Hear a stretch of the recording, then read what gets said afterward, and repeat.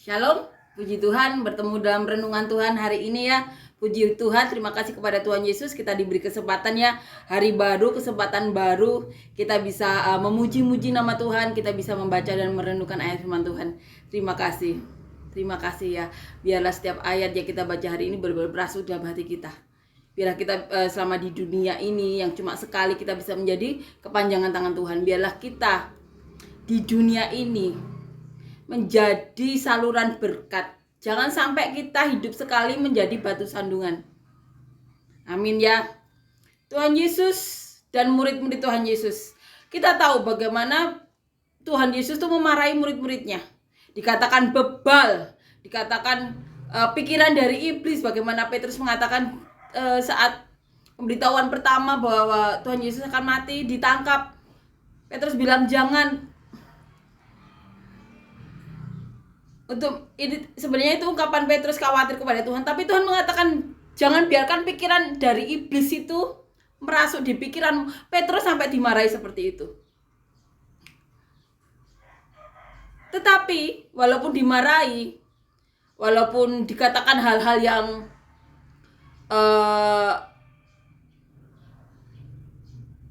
seperti kata bebal atau apapun, tapi mereka tetap mengikuti Tuhan Yesus.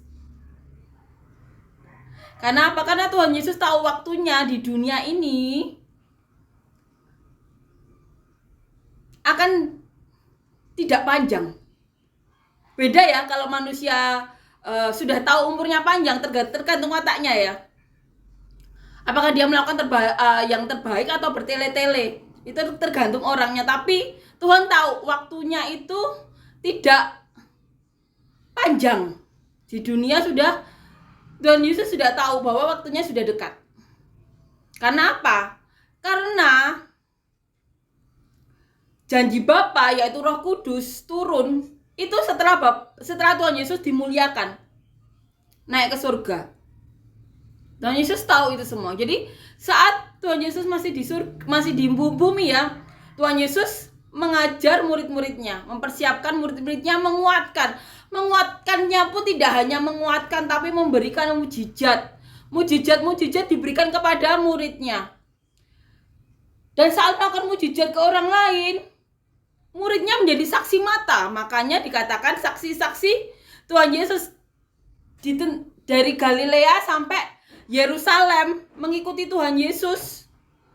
Kan ada syarat-syarat tertentu ya, waktu Yudas mau digantikan, harus mengikuti Tuhan Yesus, menjadi saksi mata. Saat 7 orang dipilih untuk melayani orang miskin pun juga ada syaratnya juga. Jadi Tuhan Yesus benar-benar mengajar murid-muridnya, karena Tuhan Yesus tahu murid-muridnya nanti harus melanjutkan pekerjaan Tuhan Yesus, yaitu mengajar. Mereka harus dikuatkan. Tuhan Yesus pekerjaannya menyembuhkan, memberi makan, mengabarkan Injil, melakukan mujizat. Makanya Tuhan Yesus benar-benar mengajar murid-muridnya tidak boleh keluar dari Yerusalem sebelum ada baptisan Roh Kudus. Karena apa? Pekerjaan Allah bila disertai Roh Kudus itu muncul mujizat-mujizat. Memang kalau ke gereja kita tidak mengejar mujizat, tapi tanda-tanda disertai Allah salah satunya adalah mujizat itu. Dan kita tahu disertai Roh Kudus itu, kita tahu kuncinya adalah mengasihi Tuhan Yesus, melakukan semua perintahnya dengan setulus hati kita. Nanti masalah Roh Kudus dikasih, menyertai, itu urusan Tuhan Yesus, di mana Roh Kudus itu adalah bagian dari Bapa sendiri. Memang kita ke gereja, kita mengikuti ibadah tidak mengejar mujizat, tapi kita tahu tanda-tanda disertai Tuhan adalah muncul mujizat. Dan kita tahu rahasianya. Mendapatkan Roh Kudus itu dengan mengasihi Tuhan Yesus, dengan melakukan semua kehendaknya. Tapi tentunya kita juga tidak bisa membodohi Tuhan. Ya Tuhan, aku sudah melakukan ini, kehendak-Mu loh, mana Roh Kudus? Tuhan Yesus tidak bisa digitukan, karena Tuhan Yesus mengerti hati. Jadi lakukan saja. Lakukan segala sesuatu yang tidak menentang kehendak Bapa, kehendak Allah, kasihi Tuhan Yesus, lakukan semua perintahnya. Dan biarkan Roh Kudus bekerja. Jangan biarkan kekerasan hati kita, kesombongan atau apapun menjauhkan kita dari hadirat Tuhan, menjauhkan kita dari Roh Kudus itu. Amin ya. Amin. Mari kita saling menguatkan, mari kita saling mendukung, saling membantu, saling mensupport. Di kesempatan kita yang cuma sekali di dunia ini, mari kita lakukan apa yang menjadi kehendak Bapa. Dimana kita tahu Tuhan Yesus tuh turun ke dunia, satu, melakukan kehendak Bapa saja, tidak ada yang lain. Bahkan setiap perkataan Tuhan Yesus itu adalah perkataan yang didengar Tuhan Yesus dari Bapa. Amin ya.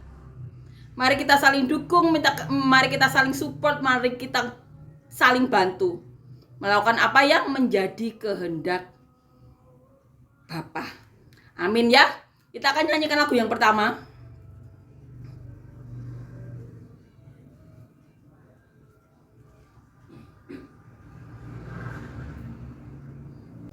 Masuk gerbangnya bersyukur dengan penuh pujian, bersuka di hadiratnya, nyanyi besarkan agung namanya, puji dia tiuplah sangkakala, musik dan tarian.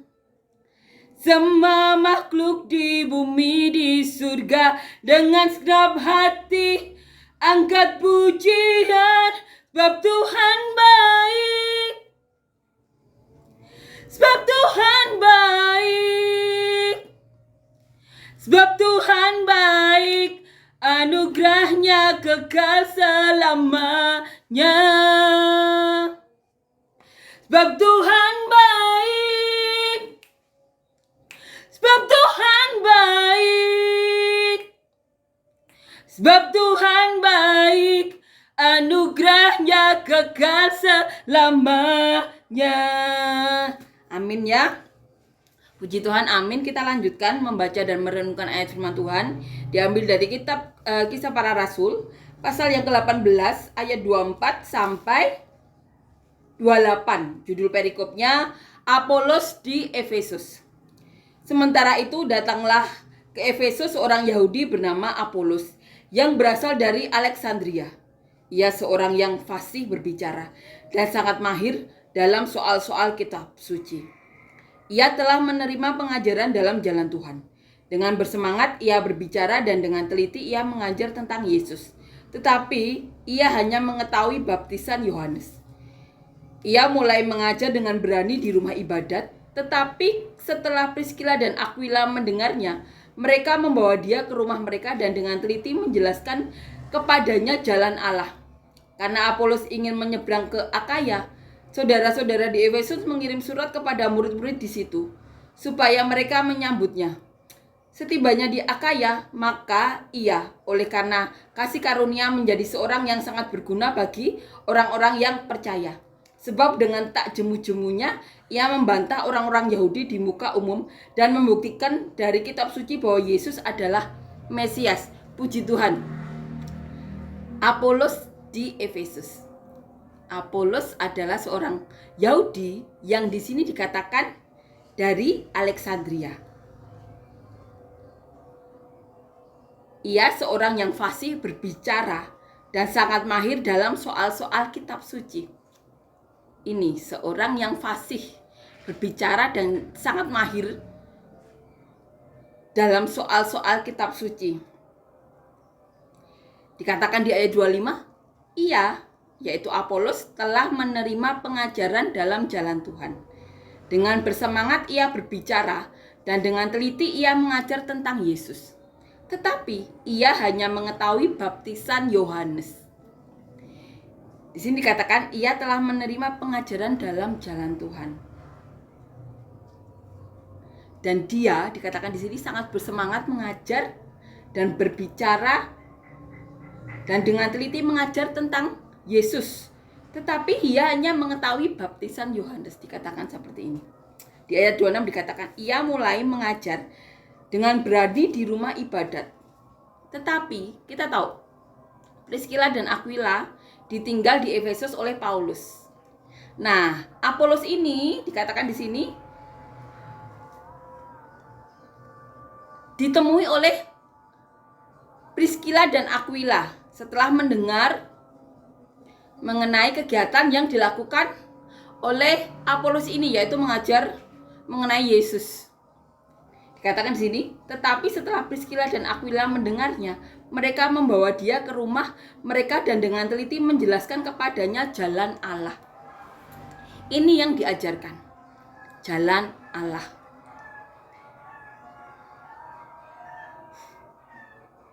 Karena Apolos ingin menyeberang ke Akaya, dikatakan di ayat 27, saudara-saudara di Efesus mengirim surat kepada murid-murid di situ supaya mereka menyambut dia. Jadi setelah diajar dengan teliti, setelah ditemui oleh Priskila dan Aquila ya, kemudian Apolos ini menyeberang ke Akaya. Dan di sini katakan saudara-saudara di Efesus mengirim surat kepada murid-murid di Akaya. Ditulis di sini murid-murid di situ, supaya mereka menyambut dia. Jadi saudara-saudara di Efesus meminta orang-orang Akaya atau murid-murid Akaya menyambut Apolos ini ya, puji Tuhan. Di sini dikatakan di kalimat selanjutnya, setibanya di Akaya, maka Apolos oleh karena kasih karunia Allah. Di sini ditulis oleh kasih karunia Allah. Ia menjadi seorang yang sangat berguna bagi orang-orang yang percaya, puji Tuhan. Biarlah kita diberi kasih karunia oleh Allah sehingga keberadaan kita di dunia yang cuma sekali kita bisa berguna. Apalagi berguna bagi kerajaan Allah ya, bagi hadirat Allah. Seperti yang dialami oleh Apolos. Puji Tuhan ya. Ia menjadi seorang yang sangat berguna bagi orang-orang yang percaya. Sebab dengan tak jemu-jemunya ia membantah orang-orang Yahudi di muka umum dan membuktikan dari kitab suci bahwa Yesus adalah Mesias. Kita tahu ditulis di awal di perikop ini ya, dikatakan bahwa Apolos seorang Yahudi yang sangat fasih berbicara dan sangat mahir dalam soal kitab suci. Maka di sini dikatakan dia sangat berguna oleh karena kasih karunia Allah. Karena apa? Dia membantah orang-orang Yahudi dan membuktikan dari kitab suci bahwa Yesus adalah Mesias. Karena saking apalnya, saking ahlinya mengenai kitab suci, Apolos bisa membantah semua perkataan orang Yahudi dan membuktikan bahwa Yesus adalah Mesias dan sudah ditulis di kitab Taurat. Dan membuktikan dari kitab suci bahwa Yesus adalah Mesias. Puji Tuhan. Apolos, orang yang bersemangat ya menceritakan dan mengajar mengenai Yesus. Walaupun dia hanya tahu mengenai baptisan Yohanes ya. Sampai Priskila dan Aquila menemui Apolos dan mengajar dengan teliti. Apolos benar-benar walaupun belum menjadi bagian ya dari saudara-saudara atau murid-murid Tuhan Yesus sebelumnya, tapi dia bersemangat untuk mengajar. Puji Tuhan, seperti ini. Orang-orang yang berguna dikatakan karena kasih karunia Allah. Semuanya karena kasih karunia Allah. Seperti yang kita dapatkan. Semuanya karena kasih karunia Allah. Amin ya. Amin. Biarlah di hidup kita yang sekali ini kita berguna bagi kerajaan Allah. Berguna bagi kehendak Bapa. Untuk menceritakan kepada dunia bahwa jalan ke surga itu ada. Bahwa nanti kita akan berada di kerajaan Allah nantinya, di surga nantinya. Dan jalan satu-satunya melalui Tuhan Yesus. Mari kita beritakan, mari kita ceritakan bahwa surga itu senyata itu. Amin ya. Bersemangatlah seperti Apolos. Amin ya. Dan dia berguna karena kasih karunia Allah. Amin ya. Amin. Biarlah kita bisa menjadi seperti Apolos ya, berguna karena kasih karunia Allah. Apa yang dia pelajari selama ini, yaitu kitab suci. Dan karena cintanya kepada Tuhan Yesus sampai menceritakan mengenai Yesus, padahal Apolos saat itu belum bergabung dengan saudara-saudara atau murid-murid Tuhan Yesus di Efesus. Sampai Priskila dan Aquila menemui Apolos ya untuk bergabung. Biarlah kita di hidup kita yang sekali bisa menjadi berguna ya, oleh karena kasih karunia, berguna bagi kerajaan Allah, tempat kita nantinya yaitu surga. Amin ya. Amin. Kita akan nyanyikan lagu yang kedua.